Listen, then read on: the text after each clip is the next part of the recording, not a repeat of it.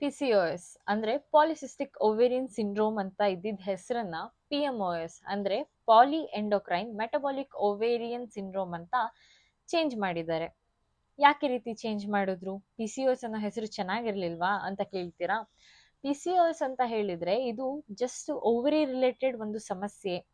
Ovary ಮೇಲೆ cyst ಇರುತ್ತೆ ಅಥವಾ ಇರ್ರೆಗ್ಯುಲರ್ ಪೀರಿಯಡ್ಸ್ ಇರುತ್ತೆ ಅಥವಾ ಹೆಣ್ಮಕ್ಳ ರೀಪ್ರೊಡಕ್ಟಿವ್ ಹೆಲ್ತ್ ರಿಲೇಟೆಡ್ ಒಂದು ಸಮಸ್ಯೆ ಆಗಿರುತ್ತೆ ಅಂತ ಕಾಮನ್ ಆಗಿ ಎಲ್ಲರೂ ಅನ್ಕೊಂಡಿರ್ತಾರೆ.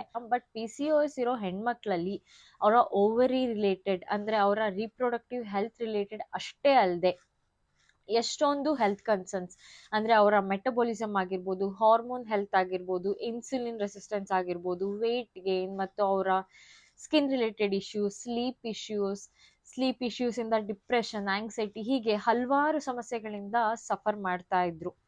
ಹಾಗಾಗಿ ಈ ಪಿಸಿಒಎಸ್ ಅನ್ನೋದು ಜಸ್ಟ್ ಓವರಿ ರಿಲೇಟೆಡ್ ಸಮಸ್ಯೆ ಅಂತ ಮಿಸ್ಲೀಡ್ ಮಾಡ್ತಾ ಇದೆ ಅನ್ನೋ ಒಂದು ಕಾರಣಕ್ಕೆ ಪಿಎಂಒಎಸ್ ಅಂತ ಚೇಂಜ್ ಮಾಡಿದ್ದಾರೆ.